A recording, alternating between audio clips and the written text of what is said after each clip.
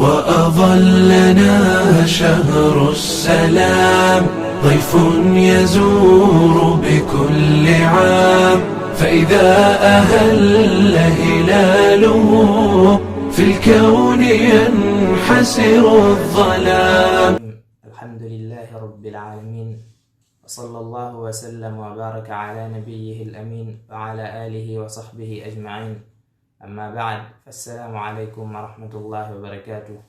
Chers frères et sœurs en islam, vous êtes à l'écoute de votre grande radio, la radio Bonheur FM.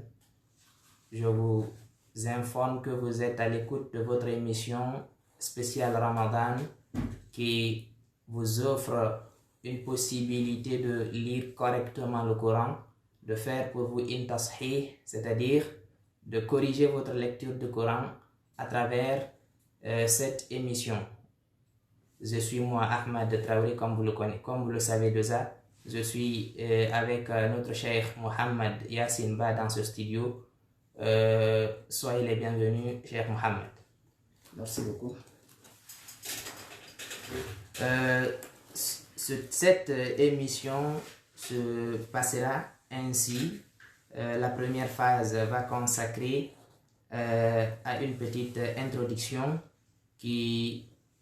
dans laquelle le cheikh va nous dire c'est quoi le Coran, quelle est l'importance du Coran, quels sont les mérites qui sont dans la lecture du Coran. La deuxième phase, nous allons faire une petite explication concernant quelques bases dans la science qu'on appelle at-tajwid. La troisième phase, nous allons lire quelques bases de la juzu amma, et puis nous allons ouvrir l'antenne pour nos fidèles auditeurs pour leur permettre de nous appeler, de faire des suggestions ou bien de lire ce qu'ils veulent lire pour que le cheikh corrige cette lecture pour eux. Donc sans plus tarder, nous allons passer l'antenne au cheikh. فليتفضل مشكورا مجهورا. بسم الله الرحمن الرحيم. الحمد لله والصلاة والسلام على رسول الله وعلى آله وأصحابه وعلى من تبعهم بإحسان إلى يوم الدين. وبعد. Certes, toutes les louanges reviennent exclusivement à Allah. Nous le louons, nous demandons son aide, nous implorons son pardon.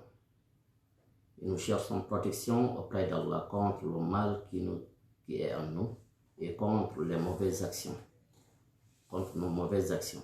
Quiconque se voit guidé par Allah, nul ne sera en mesure de l'égarer.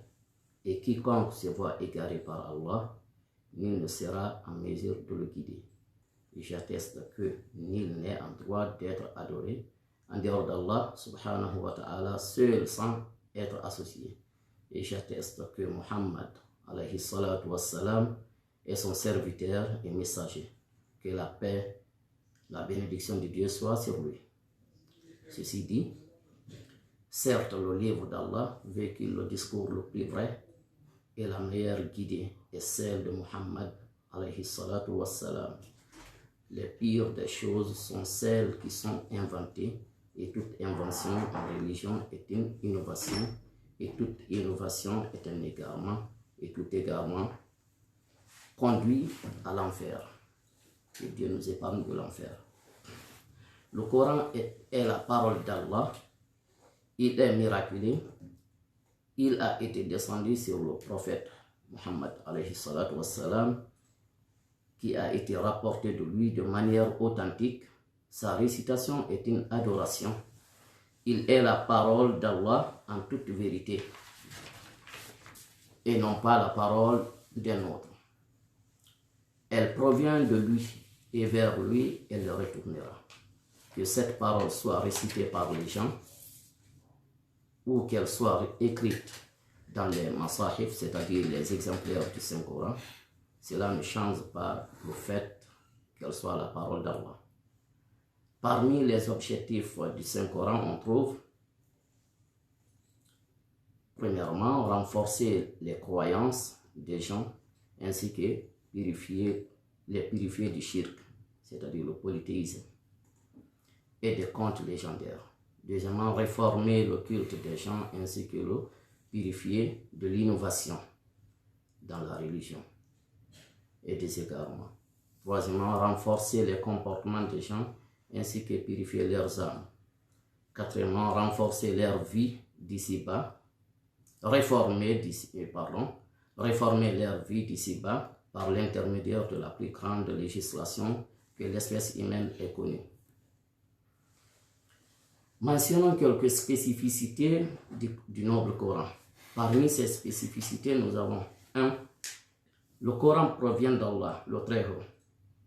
Et Allah est azim, c'est-à-dire Allah est immense. Donc, tout ce qui provient de lui est également immense par sa valeur. Dieu dit, nous avons certes donné les 7 versets que l'on répète ainsi que le Coran sublime. Il est la vérité, sans aucun doute. L'erreur et la fausseté ne l'affectent pas. Dieu dit, c'est le livre au sujet duquel il n'y a aucun doute. Parmi ces spécificités, il est un discernement entre le vrai et le faux. Dieu dit, les bénédictions de celui qui a fait descendre le discernement sur son serviteur, afin qu'il soit un avertisseur pour les gens. Il contient la science de toutes choses, que les gens le sachent ou l'ignorent. Dieu dit, nous n'avons rien omis d'écrire dans le livre. Même si les oulémas de tafsir disent que le sens voulu ici, c'est le livre, c'est-à-dire Lawhil Mahfouz, la table gardée. Le Coran aussi est la guidée et la droiture. Dieu dit, voici les signes du Coran et d'un livre explicite en tant que guide et bonne annonce aux croyants. Parmi ces spécificités, il est le livre qui contient une issue favorable à toute fitna, c'est-à-dire à tout trouble. Dieu dit, voici un livre que nous avons fait descendre sur toi, afin que tu fasses sortir les gens des ténèbres vers la lumière. Il est aussi une guérison et une miséricorde. Dieu dit, nous faisons descendre du Coran ce qui est une guérison et une miséricorde pour les croyants. Le Coran aussi renferme des rappels, de l'exhortation. Il amène à tirer des leçons. Dieu dit, rappelle donc par le Coran celui qui craint ma menace. Nous avons évoqué tous ces points-là pour montrer en grosso la valeur du Saint-Coran. Donc voici la petite introduction que je voulais donner avant qu'on commence ce qui va suivre, Inch'Allah. Ok, à travers cette introduction, nous avons pu comprendre combien de fois le Coran la parole. D'abord, nous avons pu comprendre que le Coran est la parole d'Allah Tabaraka wa Ta'ala. Le Coran est le livre spécial qu'Allah Tabaraka wa Ta'ala a révélé à son prophète qui est spécial, pour une Ummah aussi qui est spéciale. Donc ceux-là qui vont donner leur temps à ce Coran, ceux-là qui vont passer leur temps à apprendre ce Coran, voient combien de fois ils apprennent quelque chose de très valeureuse, quelque chose qui a la valeur de l'or, même voire plus. Donc sans plus tarder, nous allons passer à la deuxième partie de notre émission qui va consacrer à faire une petite introduction sur la science qu'on appelle At-Tajwid. Donc nous allons passer toujours l'antenne au cheikh. Il va nous dire c'est quoi d'abord cette science, et il va faire une petite explication concernant certaines ahkam de la Tajwid, Inch'Allah. Merci beaucoup, M. Traoré. Comme vous l'avez si bien dit, la discipline qu'on appelle At-Tajwid est une matière du Saint-Coran, ou bien une matière qui, de façon spécifique, parle des règles du Tajwid du Saint-Coran. C'est quoi les règles du Tajwid du Saint-Coran? ce sont des règles applicables dans la lecture du Saint-Coran. En grosso. Il y a une multitude de définitions pour cette discipline. Donc on peut, selon, mais le sens revient le même. Ok, nous allons vous demander avant de passer là, est-ce que la tajwid, la science qu'on appelle la tajwid, est-ce que c'est une science qui est obligatoire pour tout un chacun de comprendre dans la pratique ou bien de façon théorique? D'accord, merci beaucoup pour la question, elle est pertinente. Pour répondre à cette question, si la parole, si nous convenons ensemble que, et c'est ce qui est d'ailleurs réel, le Coran étant la parole divine du Tout-Puissant Allah, je vais donner, avant d'aller continuer sur le chemin-là, un exemple. Vous savez, même en français, on ne peut pas prendre un discours, le lire n'importe comment. Il faut respecter certaines ponctuations pour que le sens soit connu ou compris par les auditeurs ou par n'importe qui écoute. Donc, les règles ou la discipline tajwid, cette matière, est une obligation à deux volets. Le premier volet, c'est ce qu'on appelle at-tajwid al-amali. Le second volet, at-tajwid al-ilmi, c'est ce qui veut dire at-tajwid al-amali, c'est cette discipline de ce volet qui parle de l'applicabilité ou l'application des règles du tajwid dans le Saint-Coran, dans la lecture du Saint-Coran. Maintenant, at-tajwid al-ilmi, ce sont les règles applicables ou bien de façon théorique, c'est les règles qu'on peut apprendre. Vous savez, apprendre la chose et pouvoir l'appliquer dans la lecture du Saint-Coran font deux choses différentes. Exactement. Donc, voici en grosso modo. D'une part, la lecture, appliquer les règles du tajwid dans le Saint-Coran, ça c'est une obligation pour tout musulman, pour toute personne qui veut lire le Saint-Coran. Maintenant, connaître les règles jusqu'à étudier un livre de tajwid ou bien jusqu'à écrire un livre de tajwid, ça ce n'est pas une obligation pour toute la Oumma, mais plutôt pour quelques-uns. Ok, ça c'est compris, je pense, pour nos chers auditeurs. Nous avons compris que appliquer les règles de la tajwid dans la lecture du Saint-Coran, ça c'est obligatoire pour tout musulman, mais se spécialiser maintenant dans cette discipline, c'est ce qui n'est pas obligatoire pour tous les musulmans. Ok, donc nous vous écoutons toujours, chef. Vous allez nous dispenser quelques petites notions qui sont liées à la tajwid. Merci beaucoup.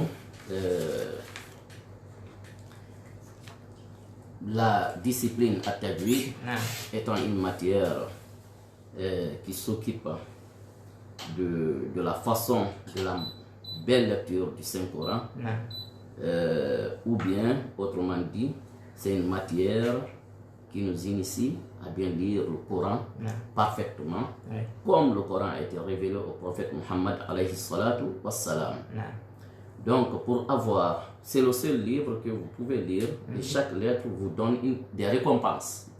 Le prophète Muhammad alayhi salatu wassalam a dit à ce propos, celui qui lit une lettre dans le Saint-Coran a 10 récompenses. A 10 récompenses. Imaginez cette immense récompense. Une seule lettre. 10 récompenses. Dites-moi, si vous lisez une page, et une page comporte plusieurs lettres, et dans le hadith, il a bien expliqué, pour ne pas qu'on dise que Alif Lam Mim est une lettre. Il a dit Alif Bal, Alif c'est une lettre, Lam est une lettre, Mim est une lettre. Si nous prenons par exemple Bismillahirrahmanirrahim, dans Bismillahirrahmanirrahim, peut-être si nous calculons bien, nous aurons au moins 19 lettres. Ouais.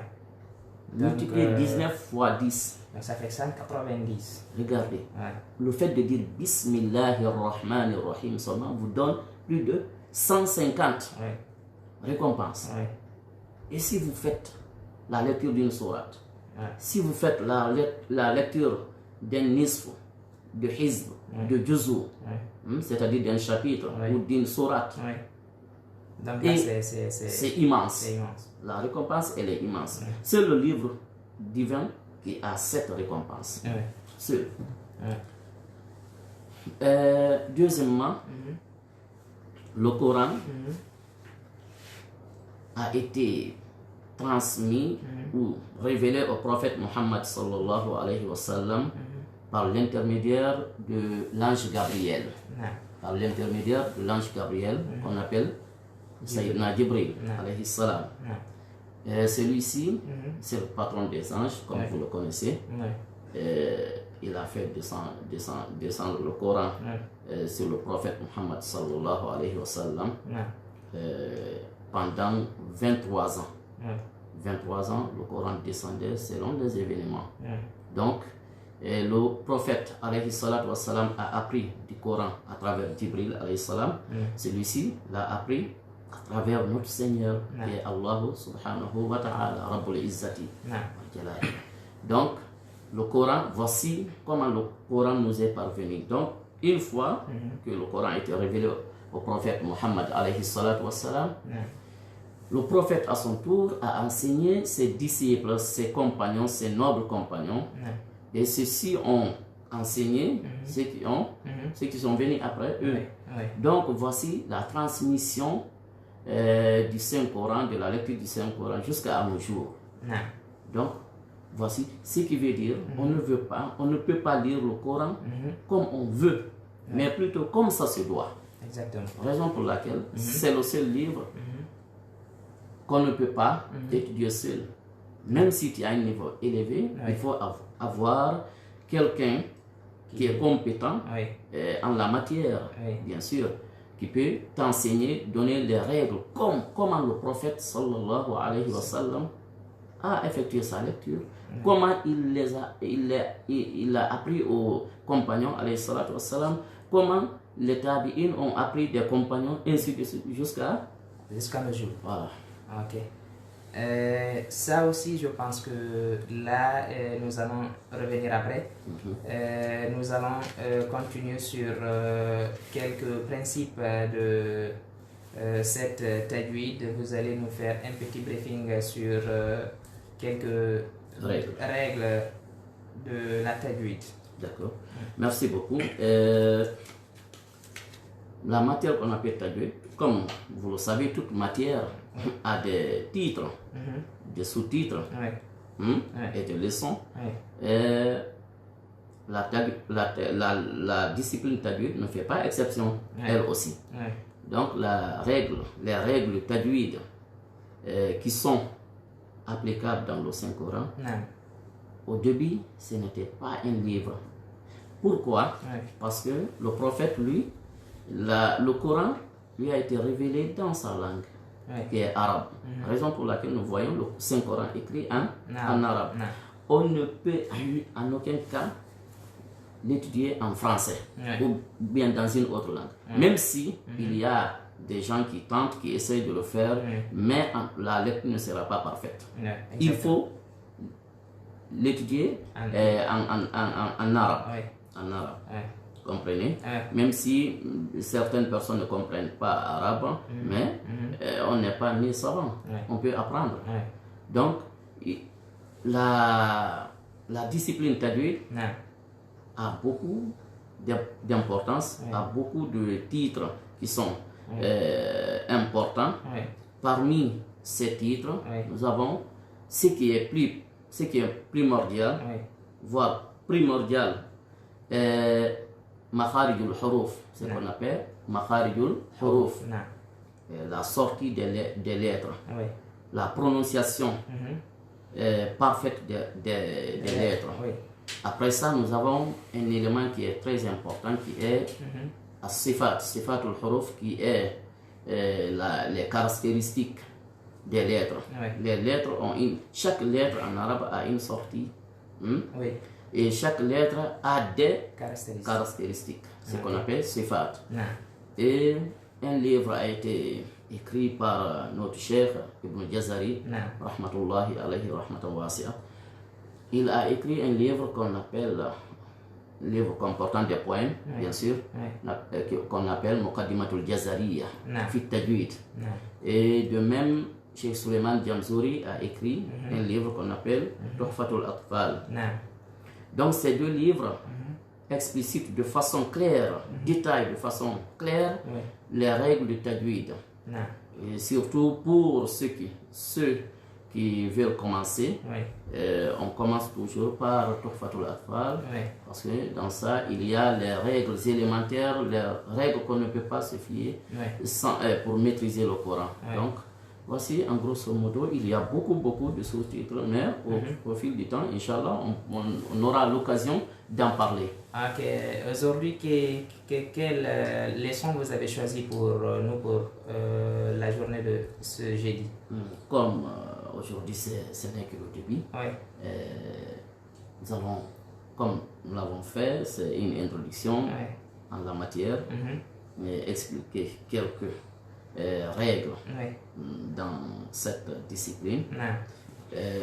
Nous n'allons pas faire une exception. Nous allons commencer par le commencement, qui est al-makharij al-huruf. Makharij al-huruf, ce sont une partie de la tajwid qui nous parle la bonne prononciation ou la prononciation parfaite des lettres. Et on ne peut pas commencer aujourd'hui et terminer ça aujourd'hui, vu le temps et vu aussi l'importance de ces règles-là. Parce que tout va de là. Il faut bien savoir prononcer les lettres comme ça se doit. On ne peut pas apprendre ça d'un seul coup. Le prophète ne l'a pas appris ainsi. Lui, c'est sa langue. Mais il a appris le Coran, les règles du tajwid avec Jibril pendant 23 ans. Exactement. Jibril venait le corriger, l'enseigner, le corriger, et nous savons que le prophète n'est pas n'importe qui. C'est le plus noble des gens. Donc, le plus doué d'intelligence aussi, d'intelligence des gens aussi parmi les gens. Donc, lui, il a appris pendant 23 ans, c'est pas toi ou moi qui va l'apprendre pendant le Ramadan. Voilà. Donc, pendant ce Ramadan-là, nous ne pouvons que commencer seulement. Ce n'est qu'un commencement. Voilà, nous initions juste les auditeurs et puis par la grâce d'Allah, ils auront le courage d'apprendre cette discipline après le Ramadan, Inch'Allah. Ok, je voulais apporter quelque chose aussi.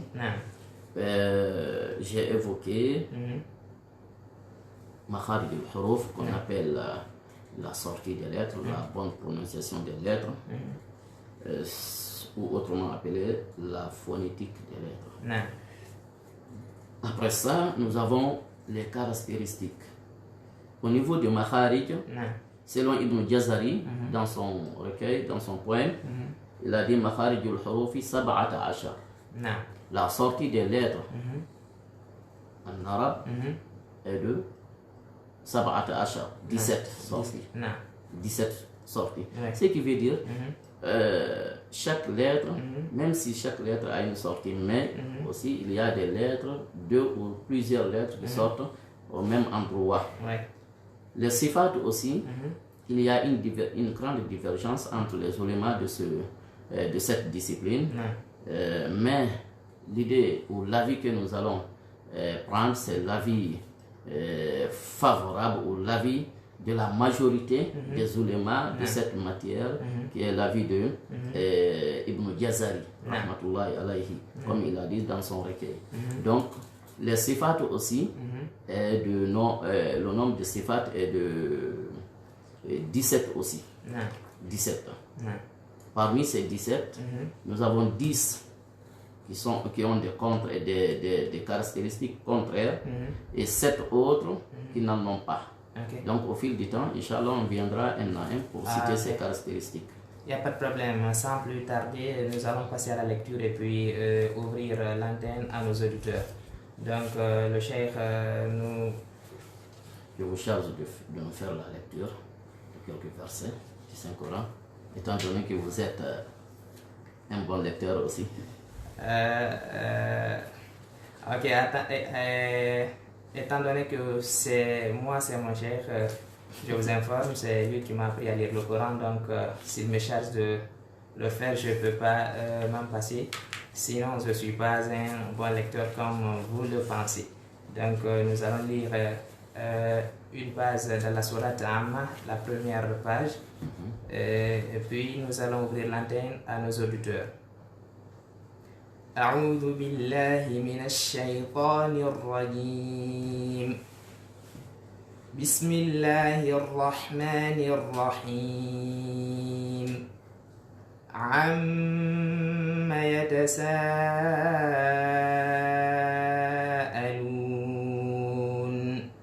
عن النبأ العظيم الذي هم فيه مختلفون كلا سيعلمون ثم كلا سيعلمون ألم نجعل الأرض مهادا والجبال أوتادا وخلقناكم أزواجا وجعلنا نومكم سباتا وجعلنا الليل لباسا وجعلنا النهار معاشا وبنينا فوقكم سبعا شدادا وجعلنا سراجا وهاجا وأنزلنا من المعصرات ماء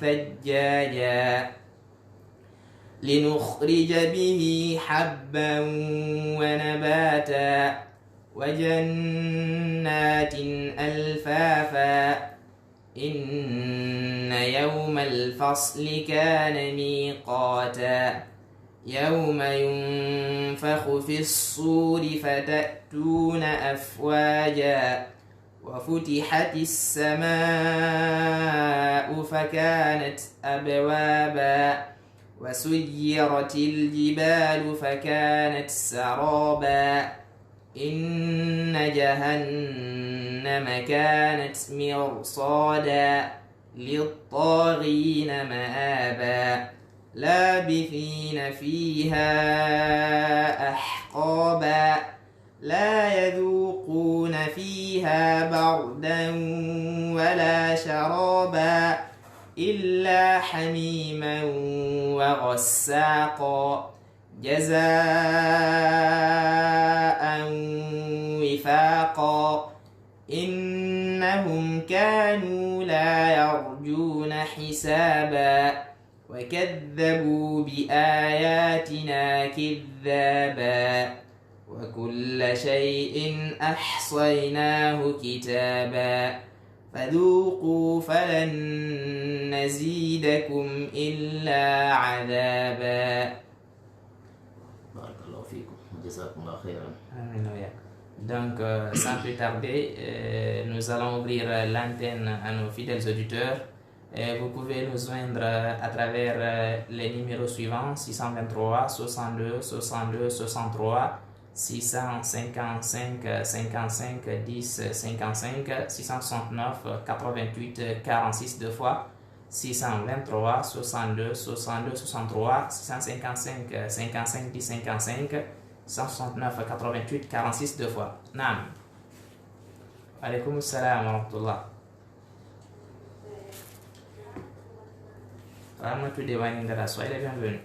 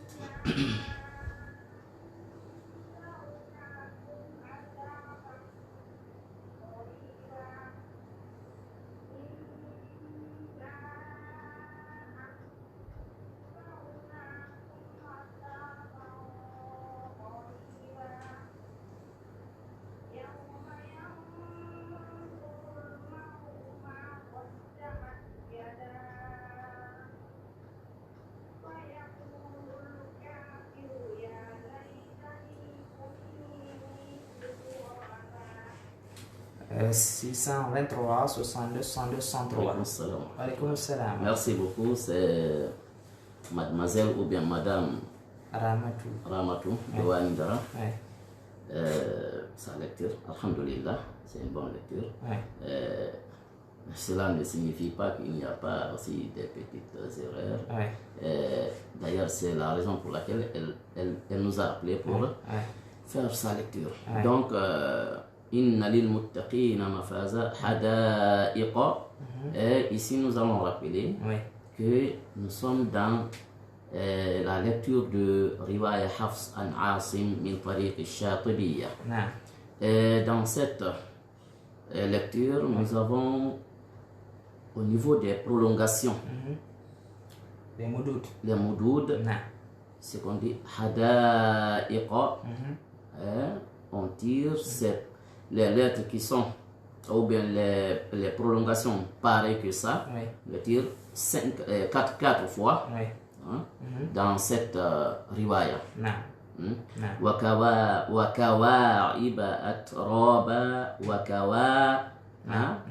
faites la lecture comme wakawa itmamul haraka wakadhalika المد مد الطبيعي وكواعب أترابا. أيوة.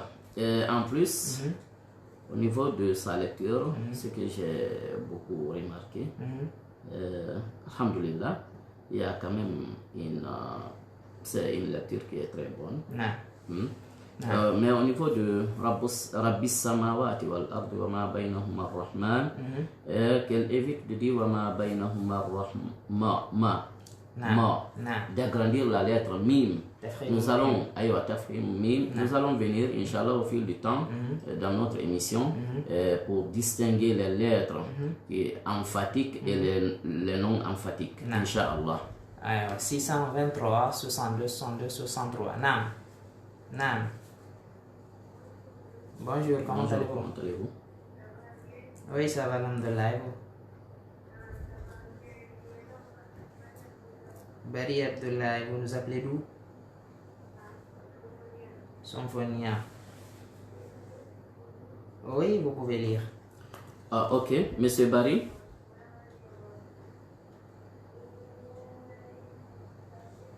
Je voulais qu'il passe, ou bien il peut. Okay.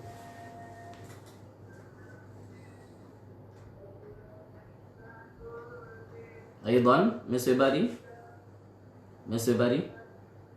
s'il vous plaît, vous lisez verset par verset et vous nous écoutez. On va vous rectifier s'il y a des erreurs, n'est-ce pas? C'est compris? Recommencez. Inna lil muttaqina mafaza. Bismillahirrahmanirrahim. Voilà.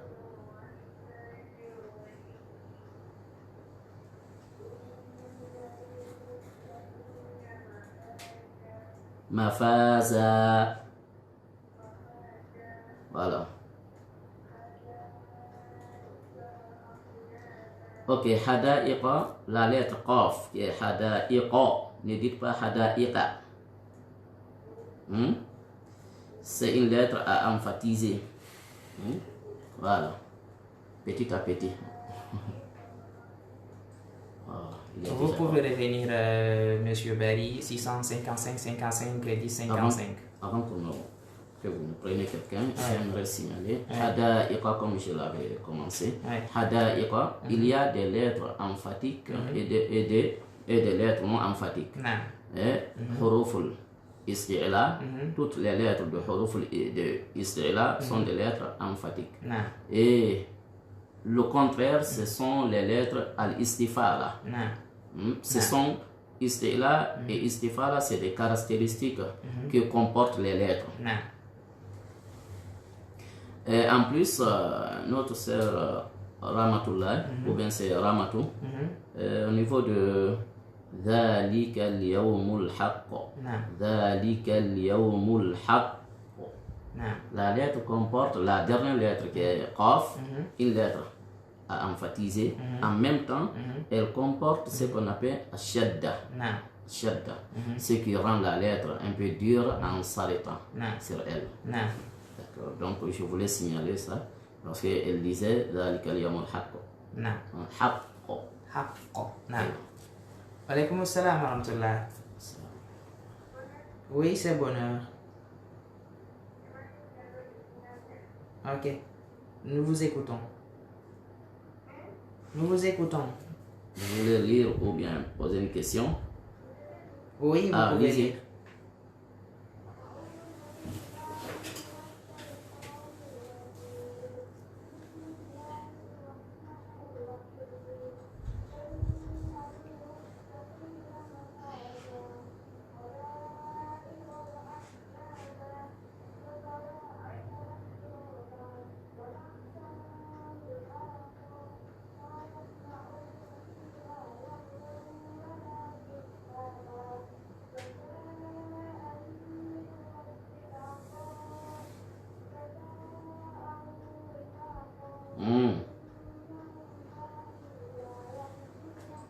Reprenez, s'il vous plaît.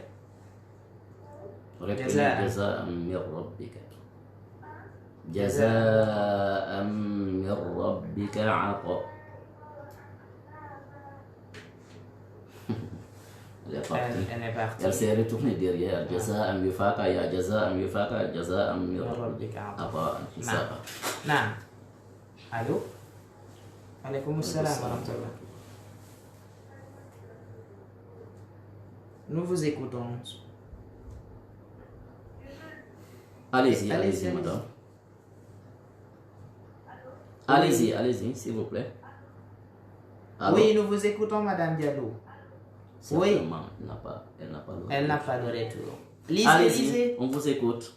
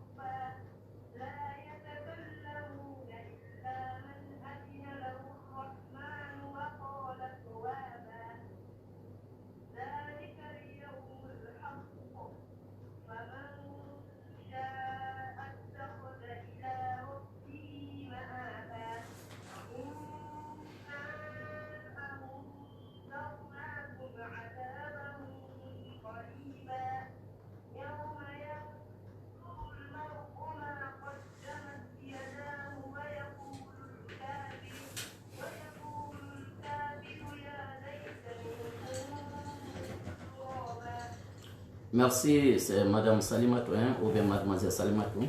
Je commence par le dernier verset qu'elle vient de nous lire ici. وَيَقُولُ الْكَافِرُ يَا لَيْتَنِي كُنْتُ تُرَابًا. Elle disait وَيَقُولُ الْكَافِرُ. Cette lecture qui est Riwayat Hafs an Asim min Tariq al-Shatibiya ne lit pas ainsi la lettre Ra dans ce contexte-là. Il faut l'agrandir, ce qu'on appelle, c'est une lettre à emphasiser dans ce contexte-là. Il faut dire وَيَقُولُ الْكَافِرُ رُو badalan kafiru. Ça, c'est une autre lecture. Inch'Allah, on n'est pas dans cette lecture parce qu'il y a des différentes lectures. Il y a Hafs, il y a Warsh, il y a Qalun, il y a Il y a beaucoup. Non. Il y a plusieurs. Ok. Et donc, sa lecture, Oui. je vais signaler un point essentiel pour elle. Oui. Le fait de faire beaucoup attention sur les ra. Non. Ra. Non. Lorsque ra est accompagné ou est surmonté de shadda, il faut faire beaucoup attention pour ne pas multiplier la lettre en plusieurs lettres. Non. C'est-à-dire, je m'explique. Lorsqu'elle lisait, elle dit Yawma yaqumu ruhu, Yawma yaqumu ruhu. Le fait de dire ruh, on répète beaucoup de ra. Non.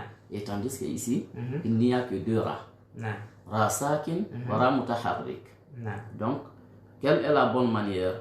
Allez-y, Traoré, faites-nous la bonne manière. Yawma yaqumu ruhu wal malaika. يوم يقوم الروح والملائكة صفا لا يتكلمون إلا من أذن له الرحمن وقال صوابا. Merci beaucoup. Illa man adina lahu ar-rah. Au lieu de dire illa man adina lahu ar-rahman. Dépasser les limites en ce moment. Ah, okay. Chaque lettre a une mesure. Oui. On ne doit pas dépasser cette mesure. Non. Donc nous sommes pratiquement pris par le temps. C'est de là que nous allons fermer porte fenêtre de cette émission. On se reprend le jeudi prochain, Inch'Allah. Hada billahi tawfiq. Wa sallallahu wa sallam wa baraka ala nabiyyi al-amin.